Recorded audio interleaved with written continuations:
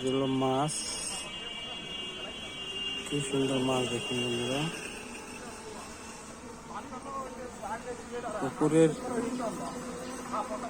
মাছের স্বাদই আসলে অন্যরকম। নিজস্ব পুকুরের যদি মাছ হয় সেটা খেতে একটা অন্যরকম মজা লাগে, অন্যরকম স্বাদ।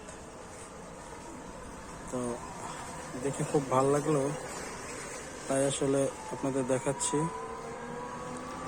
কত মাছ দেখেন।